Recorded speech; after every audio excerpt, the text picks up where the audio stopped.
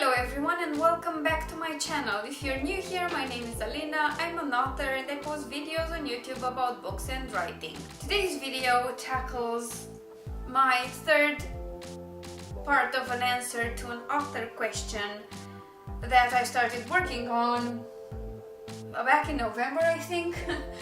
Anyway, the question was about what I do for marketing, and I've divided this into three different sections. The first was on my website as a platform, the second one was on newsletters and how I use those in my marketing, and now this third and final one will be on social media. If you haven't watched part 1 and 2, they are linked in the info bar, and I will also link them down below. I suggest you watch those before watching this video or after watching this video, but either way, try to watch them all so that you'll have a more complete idea of what I'm doing. So, what you should know is that I started using social media a long time ago. Well, it's been about 10 years so far, and when I started using it, it started as part of my work or my blogging, so it kind of had this business connotation to it. For a very long time, my social media updates and my blogging were about PR and marketing and travel, although I have separate accounts for those two areas of my life. I switched to writing a few years ago. I took it seriously and built an author website and an author Facebook page way before I actually published. I think it was at least a year in advance. So the switch for me wasn't that big because I already did a lot of my work through social media. And I promoted myself as a consultant and an entrepreneur and everything else I was doing, a freelance writer, through social media. So it wasn't a huge process of adapting my ways to promoting myself as an author. I just kind of switched gears, but I already knew what was expected or wasn't expected.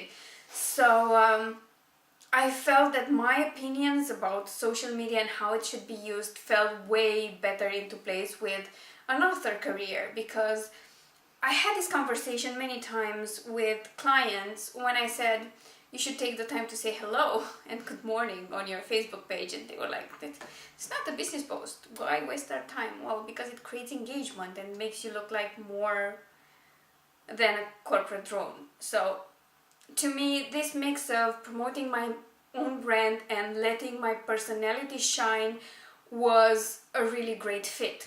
So I already had the accounts, and I focused on the networks I knew and was most familiar with, and then added a few more to the mix. The social media channels that I use consistently are Facebook, Twitter, Instagram, and YouTube, which is a more recent addition. I also have a Pinterest and a Google Plus page and the Flipboard account and the StumbleUpon account, but those I don't use as regularly. Neither do I use my LinkedIn that much. I think of all of these, maybe Google Plus is the one I use most to promote myself, only because it's kind of linked to the YouTube channel, because otherwise I probably wouldn't offer it that much attention. What I think is important is to adapt your posts and your strategy to the social channel you're on. I mean, if you post in your author group on Facebook or you post on your Facebook page, which is expected to be kind of more professional, you will have to phrase things differently, because in your group you're talking to really dedicated fans and friends who are there to support you. So the tone wouldn't be the same as it would be on your Facebook page. Again, your profile is treated a little bit differently because you also interact with friends and family if you have them all under the same account.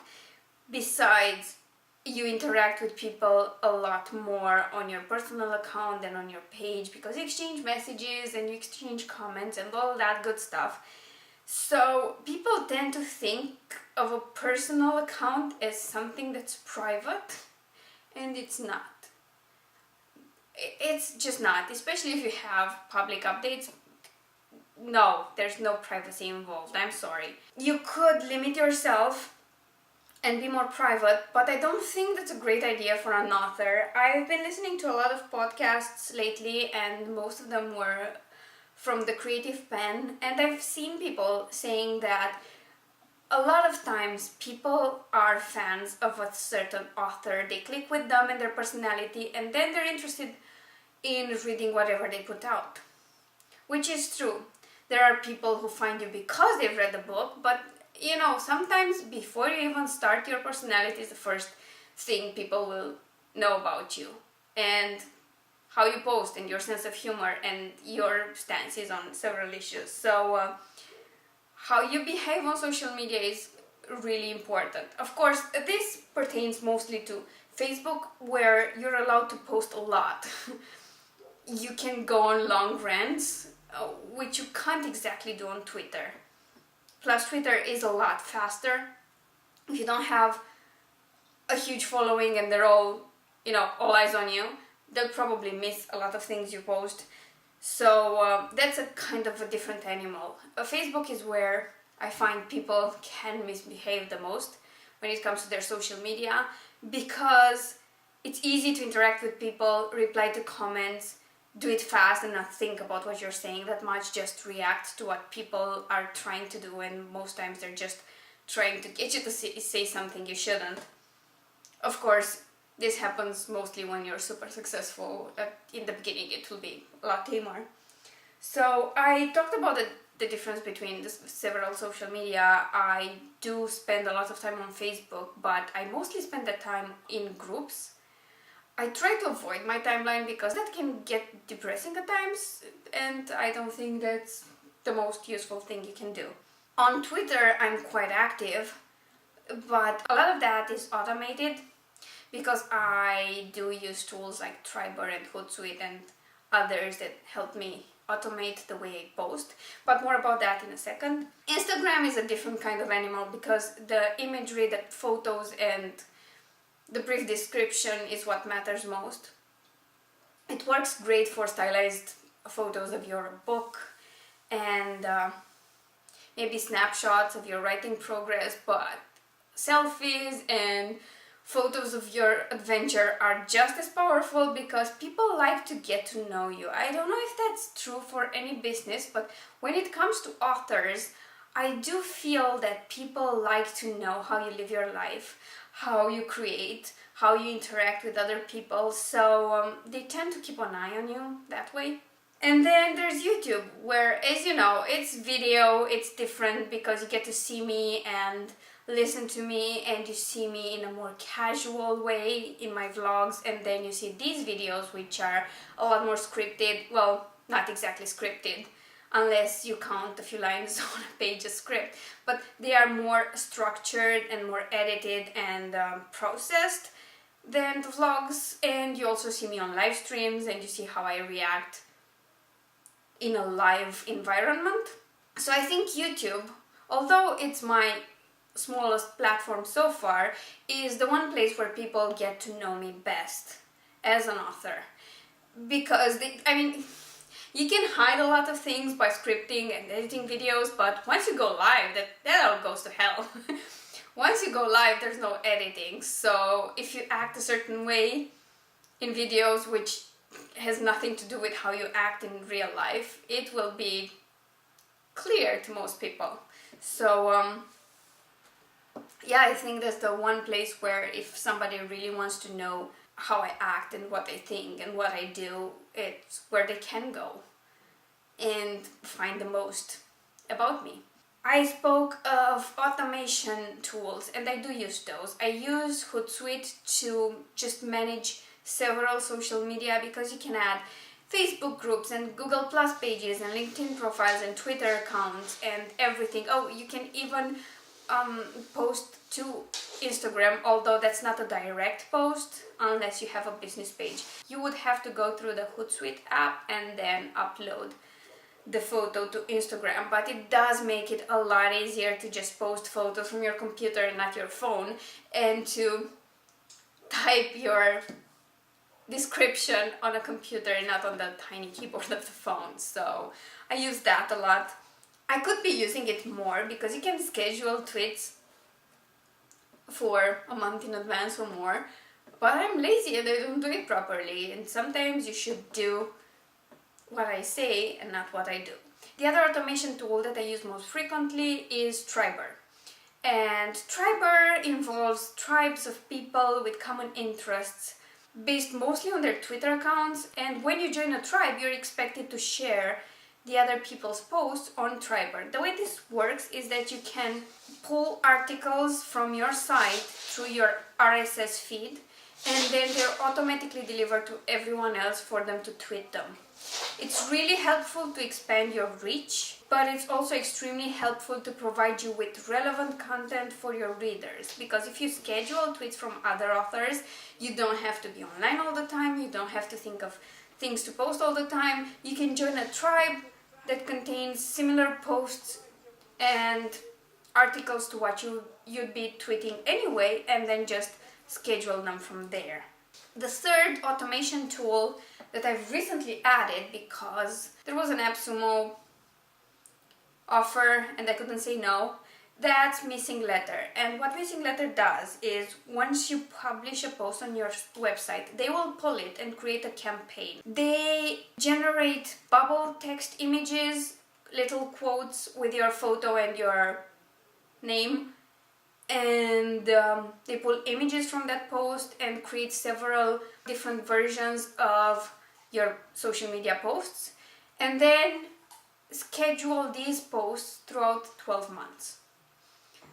There are more frequent posts immediately after you publish that article, and then they trickle down, which is absolutely amazing because you can go through one site and schedule posts on all your Facebook groups and pages, your Twitter account, your Google Plus page, anywhere you want, and you just spend like 5 to 10 minutes on each campaign. That's because it takes so long because Facebook doesn't allow them to automatically input the text. You have to manually decide what to post there, but it's usually a copy-paste job for all the Facebook pages you want to post on. And then in 5 to 10 minutes you've scheduled posts that go out at relevant points in time on all your social media. I found that really useful because I usually forget to post everywhere when I should. Fun fact, you know my latest release, the Elixir of Flight one, I still don't think I properly tweeted that. I still don't think I posted my cover on Instagram on release day. So, you see, tools like that are super helpful. Now, in terms of results and sales, a social media strategy, unless you do advertising, will never work like a newsletter campaign, for example, when you can send out a newsletter and then you can see the results pretty quickly because people click on your links and buy and borrow and so on. Social media is a bit of a long game.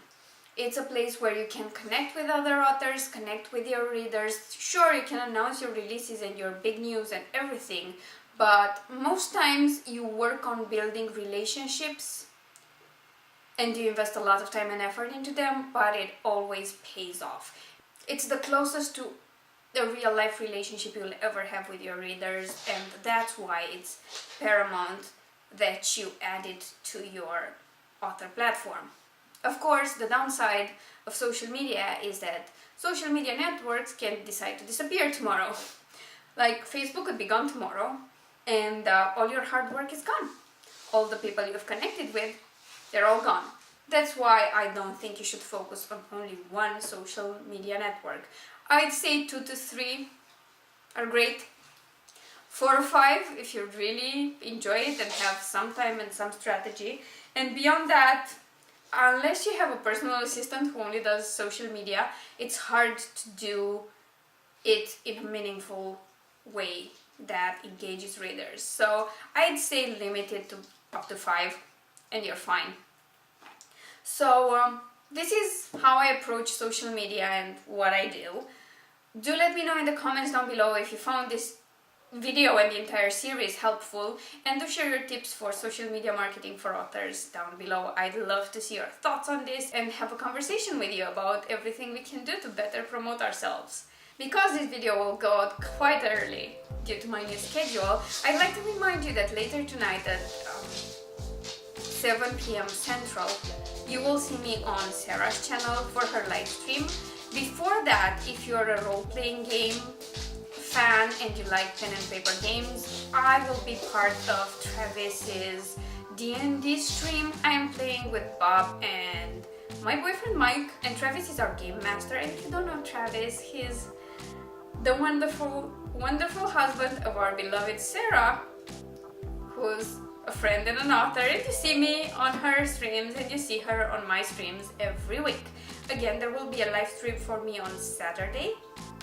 As usual, it will be an author chat, and this week's topic will be the business of being an author, because I think it is worthwhile to talk about it and how important this less creative part of your author career is to ensure you meet your goals and become successful. So if you're interested in all of that, please keep an eye on this channel and on Sarah's and on Travis's Twitch account, which I will link all in the description down below. Hope you all enjoy an amazing weekend. I'm going to actually have a break this weekend, and other than the live stream and the video on Sunday, all I'm going to do is read and play games. Thanks for watching. Remember to like, comment and subscribe if you haven't already, and yeah, see you soon. Bye!